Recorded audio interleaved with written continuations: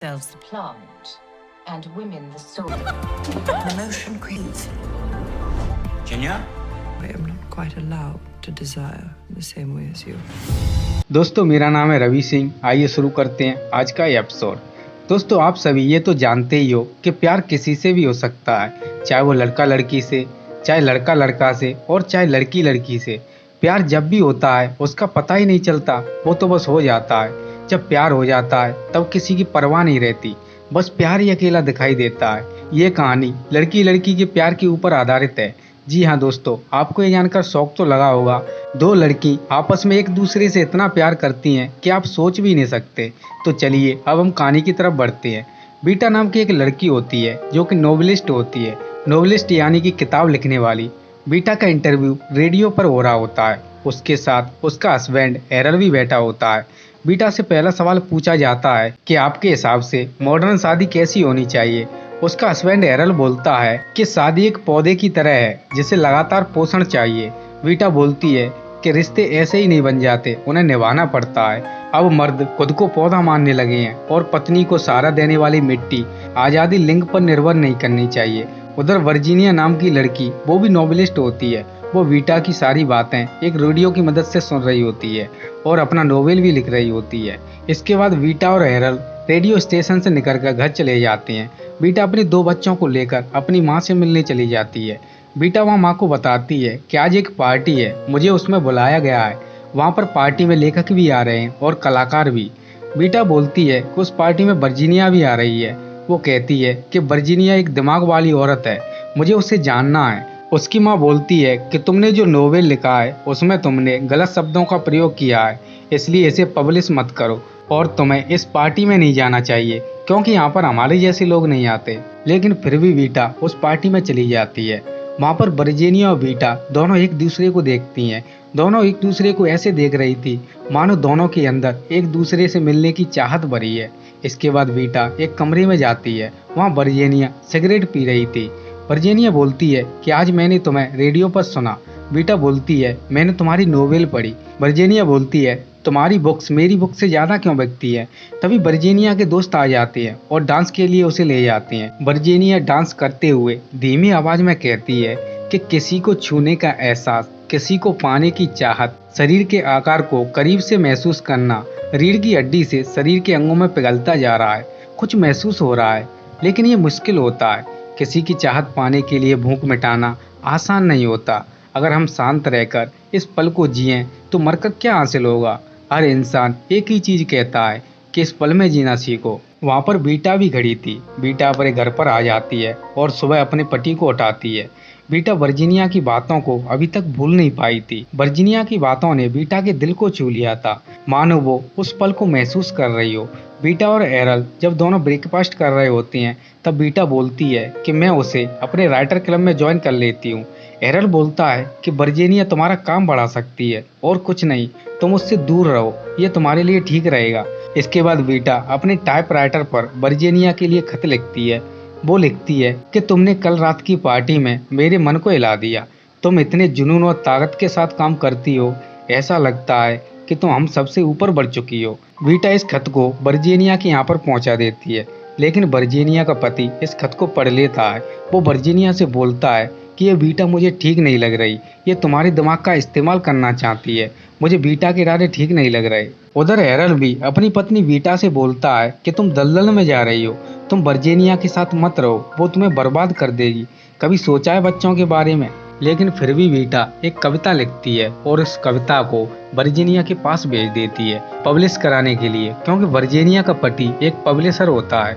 लेकिन वर्जीनिया का पति उसे पब्लिश कराने से मना कर देता है। इधर बीटा की चाहत वर्जीनिया के लिए और हो जाती है। वो उसे जानना चाहती है। बीटा वर्जीनिया को उसके साथ घूमने का बोलती है। वो बोलती है मैं तुम्हें समझना चाहती हूँ, तुम्हारी इस चाहत ने मुझे पागल कर दिया है। फिर बीटा की चाहत इतनी बढ़ जाती है कि वो वर्जीनिया के घर आ जाती है। वहाँ पर पहुंचकर बीटा की मुलाकात उसके पति से होती है। तभी यहाँ पर वर्जीनिया आ जाती है। वर्जीनिया बीटा से बोलती है क्या तुम मेरे लिए लिखोगी। बीटा फौरन हाँ बोल देती है। वो बोलती है कि तुम जो कहोगी मैं वो करूँगी, क्योंकि मेरी चाहत है तुम्हें जानने की। कम से कम इसी बहाने मैं तुम्हें जान तो सकती हूँ। इसके बाद बीटा बोलती है कि मेरे पति बाहर गए हैं, मैं उनसे मिलने जा रही हूँ। उनसे मिलने के बाद मैं तुम्हारे लिए किताब लिखूंगी। ये कहकर वो वहाँ से चली जाती है। इधर वर्जीनिया के दिल में भी वीटा के प्रति चाहत होना स्टार्ट हो जाती है। इधर वीटा खत लिखने के लिए बैठ जाती है। वो लिखती है कि जब भी मैं तुम्हारे लिए लिखने बैठती हूँ ऐसा लगता है कि मैं तुम्हारे लिए लिखती ही रहूँ। मैंने जब इंग्लैंड छोड़ा तब से मुझे तलब लग गई है। ये तलब शराब या ड्रग्स की नहीं, बल्कि ये तलब है एहसास की, एक ऐसा एहसास जिसे अकेलापन कहते हैं। इसके बाद वीटा इस खत को वर्जीनिया के पास पहुंचा देती है। वर्जीनिया भी उस खत का जवाब देती है। वो लिखती है कि तुम्हारी जिंदगी में मैं कौन हूँ। मुझे भी अब ये एहसास होता है कि तुम मेरे आसपास हो, लेकिन अचानक तुम गायब हो जाती हो। अब दोनों की चाहत एक दूसरे के लिए और ज्यादा बढ़ जाती है। वीटा फिर से वर्जीनिया के लिए खत लिखती है। वो लिखती है कि हमारे बीच गुजरे पल कुछ बेचैनी सी जगाते हैं। मुझे इस बात का हमेशा अफसोस रहेगा कि मैं 20 साल में भी तुम्हें जान नहीं पाई, इसलिए मुझसे मिलो। ये बेचैनी मुझे पसंद नहीं है। इसके बाद वीटा वर्जीनिया से मिलने चली जाती है। वीटा बोलती है कि मैं तुम्हारे पति से ज़्यादा तुम्हारा ख्याल रखूंगी और तुम्हें किसी भी चीज़ की कमी नहीं होने दूंगी। इसके बाद वर्जीनिया उसे गोगल पहना देती है जो वो उसी के लिए लाई थी। अब दोनों में बातचीत होने शुरू हो जाती है। उस बातचीत में दोनों खो जाते हैं, एक दूसरे के बारे में और ज़्यादा जानने की कोशिश करते हैं। इसके बाद दोनों यहाँ से चले जाते हैं। वर्जीनिया घर पहुंचकर अपना दरवाजा खोलती है। वहाँ पर उसका पति किताब पढ़ रहा था। उसका पति उसे देखकर हाय बोलता है। वो बोलती है कि तुम्हें ये किताब कैसी लगी। उसका पति बोलता है कि ये तुम्हारी अब तक की सबसे अच्छी किताब है। अगले दिन वीटा वर्जीनिया के घर पर आ जाती है। घर के सभी सदस्य टेबल पर खाना खा रहे होते हैं और बातचीत भी कर रहे होते हैं। यहाँ वीटा उसे अपने घर पर आने के लिए कहती है। वर्जीनिया बोलती है कि मेरे फटे कपड़ों की वजह से खाना भी छुपकर खाना पड़ता है, कहीं तुम मेरा दिल तो नहीं तोड़ोगी। वीटा मुस्कुरा देती है। अगले दिन वीटा उसे अपने घर पर लेने के लिए आ जाती है। दोनों बड़े खुश नजर आ रहे थे। वर्जीनिया वीटा के घर को देख रही होती है। वहाँ पर वीटा के दो दोस्त भी होते हैं और वे वर्जीनिया का स्वागत करते हैं। दरअसल ये दोस्त भी राइटर होते हैं जो किताबें लिखते हैं। वीटा ने उन दोनों को वर्जीनिया के लिए बुलाया था। इसके बाद सभी लोग डिनर करते हैं। वर्जीनिया और वीटा की ड्रेस लाजवाब लग रही थी। खाना फिनिश होने के बाद वीटा वर्जीनिया को एक रूम में ले जाती है जिसमें वीटा की शादी की यादें थी। वो वर्जीनिया को बताती है कि मैं पहले एक लड़का थी, उसके बाद मुझ में परिवर्तन हो गया और मैं लड़की बन गई। ये सुनकर वर्जीनिया की आंखें नम हो जाती है और वो वीटा का हाथ पकड़ लेती है। दोनों एक दूसरे की आंखों में देखती हैं और दोनों वीटा के कमरे में चली जाती हैं। वर्जीनिया वीटा से पूछती है कि तुमने अपने दोस्तों को क्यों बुलाया, मगर वीटा उसका कोई जवाब नहीं देती। वीटा आराम से वर्जीनिया के पास आकर बैठ जाती है और धीरे से उसके हाथ पर हाथ रख देती है। इसके बाद वो उसे किस करने की कोशिश करती है, लेकिन वर्जीनिया मना कर देती है क्योंकि वर्जीनिया थोड़ा घबरा जाती है और वो अपने घर पर आ जाती है। अगले दिन वर्जीनिया के घर दो सदस्य पेंटिंग बना रहे थे। वर्जीनिया भी वहाँ पर बैठी थी। घर के सदस्य उससे पूछते हैं कि तुम वीटा को पसंद करती हो। वर्जीनिया बोलती है हाँ, उसकी सादगी, उसकी आंखें इतनी सुंदर है कि ऐसा लगता है कि मैं उनमें डूब जाऊं। उधर वीटा का पति उसे पर्सिया जाने को बोलता है। इसके बाद वीटा वर्जीनिया के घर पर आती है और उसके पति से बोलती है कि मैं पर्सेरिया जा रही हूँ, तुम वर्जीनिया को मेरे साथ भेज दो। लेकिन उसका पति उसके साथ आने से मना कर देता है। वर्जीनिया वीटा से बोलती है कि मुझे तुम्हारी बहुत याद आएगी, तुम्हारे बिना मेरी जिंदगी अधूरी है। अलविदा कहने से पहले दोनों एक दूसरे को किस करते हैं। इसके बाद वीटा यहाँ से चली जाती है। दोनों एक दूसरे को खत लिखते हैं जिनमें दोनों की फीलिंग होती है। दोनों का प्यार अपने चरम सीमा पर पहुंच जाता है। ये एक दूसरे को अब और भी समझ लेते हैं। वर्जीनिया जब खाना खा रही होती है तभी उसे वीटा की याद आ जाती है कि उसके लिखने का तरीका कितना अलग है, वो समाज को कितने अलग नजरिए से देखती है। वीटा दिल की साफ है, उसके अंदर जुनून भरा है। मैं उसके बारे में जितना जानना चाहती हूँ उतना ही मैं उलझ जाती हूँ। अचानक वर्जीनिया की तबीयत बिगड़ जाती है। वो कुछ बोलना चाहती थी लेकिन बोल नहीं पाती। अंत में वो बेहोश हो जाती है। इसके बाद डॉक्टर को बुलाया जाता है। डॉक्टर चेकअप करने के बाद बोलता है कि इसे आराम करने की जरूरत है, इनसे कोई ऐसी बात मत करना जिससे इन्हें धक्का लगे। इसके बाद डॉक्टर यहाँ से चला जाता है। कुछ दिनों बाद वर्जीनिया वीटा को खत लिखती है। वो लिखती है कि मैं पिछले 6 हफ्तों से सो रही हूँ। उसका खत पढ़कर वीटा भी उसके लिए खत लिखती है। वो लिखती है कि काश तुम ठीक होती, हम इन पलों को साथ में बिताते, मगर तुम्हारी तबीयत खराब है। तुम जल्दी से ठीक हो जाओ और मेरे पास आ जाओ। बीटा वर्जीनिया की तबीयत की खबर सुनकर बेचैन हो रही थी, इसलिए वो अपनी पति से बोलती है कि मुझे वापस जाना है, लेकिन उसका पति मना कर देता है। तब बीटा बोलती है कि अब मैं उसके बिना नहीं जी पाऊंगी, मुझे उसके पास जाने दो। बीटा के इस जुनून को देखकर उसका पति उसे रोक नहीं पाता। अब बीटा पूरी तरह से वर्जीनिया के प्यार में पागल हो गई थी।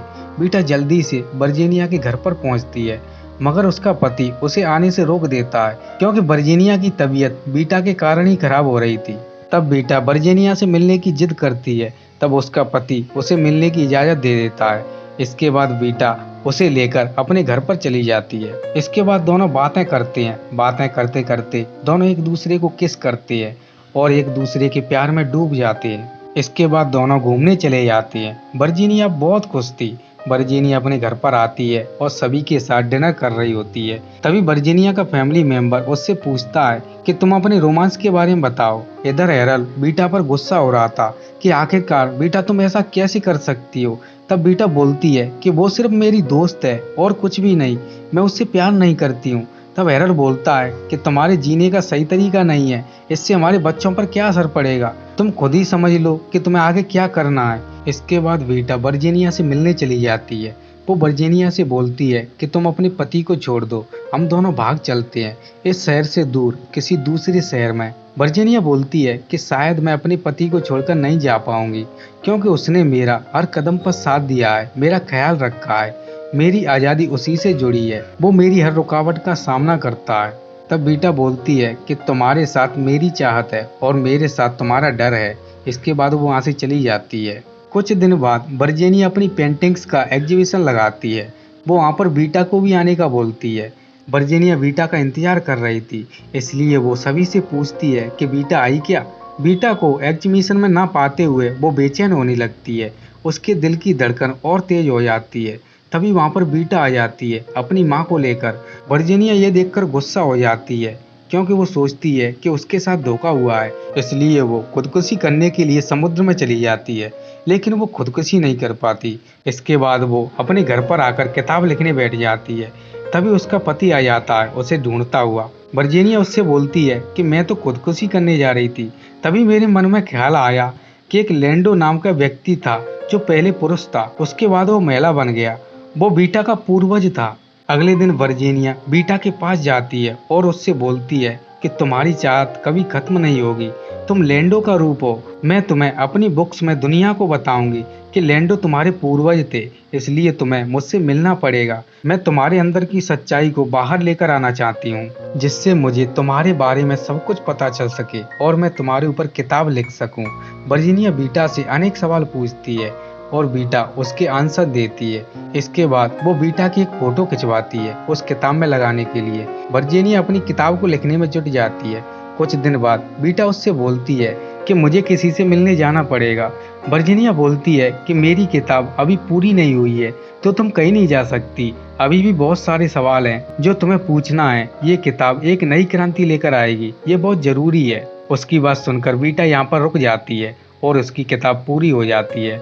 किताब पूरी होने के बाद बीटा यहाँ से चली जाती है। वर्जीनिया इस किताब की एक कॉपी को बीटा के यहाँ पर भिजवाती है। बीटा जब उस किताब को पढ़ती है तो वो इम्प्रेस हो जाती है और सीधे वर्जीनिया के पास आती है और बोलती है कि तुमने तो मुझे पॉपुलर कर दिया, मैं तुमसे गुस्सा नहीं हूँ बल्कि खुश हूँ।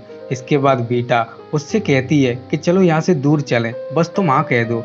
तब वर्जीनिया उससे हाँ कर देती है। वर्जीनिया जब अपनी पैकिंग कर रही थी तब उसका पति उससे गुस्सा हो जाता है। इसके बाद बीटा और वर्जीनिया दोनों एक साथ खुशी खुशी अपनी जिंदगी बताती हैं। दोस्तों, प्यार एक एहसास है जिसे बस महसूस किया जा सकता है। दोस्तों, आपको हमारी पेशकश कैसी लगी आप हमें कमेंट बॉक्स में ज़रूर बताएं। अगर ये वीडियो आपको पसंद आई है तो इसे लाइक करें तथा अपने दोस्तों के साथ शेयर करें। अगर आप इस चैनल पर नए हैं तो सब्सक्राइब कर लीजिए तथा बेल आइकन को दबाकर ऑल का ऑप्शन दबाना ना भूलें। तो दोस्तों, आज के लिए बस इतना ही। मिलते हैं अगली वीडियो में। इस वीडियो को देखने के लिए धन्यवाद।